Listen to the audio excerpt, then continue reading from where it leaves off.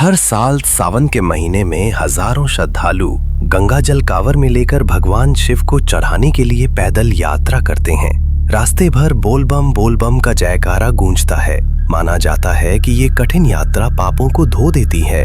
इस साल भी करीब 30 यात्रियों का एक दल बोल बम यात्रा पर निकला। सब बड़ी जोश में भजन गाते हुए सड़क के किनारे किनारे चल रहे थे, लेकिन एक दिन शाम को तेज बारिश होने लगी। आगे रास्ता बहुत खराब था। मजबूरी में उन्हें एक पुरानी सरकारी इमारत में रात बिताने का फैसला करना पड़ा।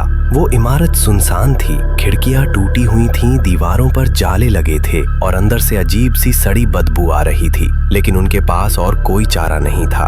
भीतर जाकर उन्होंने दिए जलाए, खाना पकाया और भजन गाने लगे ताकि डर कम हो। पर जैसे ही रात गहराने लगी, वहां का माहौल बदल गया। हवा बहुत ठंडी हो गई और बाहर गांव के कुत्ते जोर जोर से भौंकने लगे। रात करीब 12 बजे एक यात्री पानी लेने उठा। उसने देखा कि गलियारे के आखिर में कोई खड़ा है। वो भी केसरिया कपड़ों में था, बिल्कुल उन्हीं की तरह कांवरिया लग रहा था, लेकिन उसकी आंखें लाल लाल जल रही थीं। वो धीरे धीरे उसकी तरफ बढ़ा और अजीब आवाज में बोला, बोल बम। वो यात्री चीख पड़ा। सब लोग उठ गए, अफरा तफरी मच गई। तभी खिड़कियों के बाहर से बहुत सारे लोगों के बोल बम बोलने की आवाज आने लगी, लेकिन बाहर कोई नहीं था। अचानक दरवाजा जोर से खुला, तेज हवा अंदर घुस गई और दिए बुझ गए। अंधेरे में सबने सुना किसी के कदमों की आवाज उनके चारों ओर घूम रही थी। हंसी और दर्द भरी चीखें सुनाई दे रही थीं। किसी ने चिल्लाकर कहा कोई उसके पैरों को पकड़कर खींच रहा है। एक महिला बेहोश हो गई। उसने कहा उसने त्रिशूल देखा जो खून से सना था। उन्होंने दरवाजा खोलने की कोशिश की, लेकिन वो जाम हो गया। दीवारें जैसे हिलने लगीं, फर्श बर्फ जैसा ठंडा हो गया।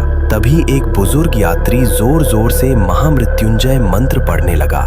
मंत्र सुनकर साए पीछे हटने लगे। हंसी चीखों में बदल गई और फिर सब कुछ शांत हो गया।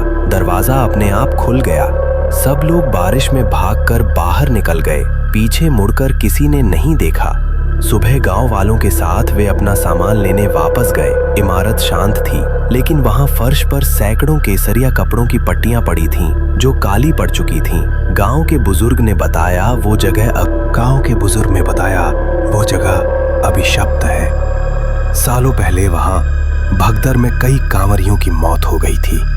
उनकी आत्माएं आज भी उसी यात्रा में शामिल होने के लिए भटकती हैं। उस दिन के बाद कोई भी कांवरिया उस इमारत में नहीं रुकता, क्योंकि हर आवाज में बोला गया बोल बम इंसानों का नहीं होता,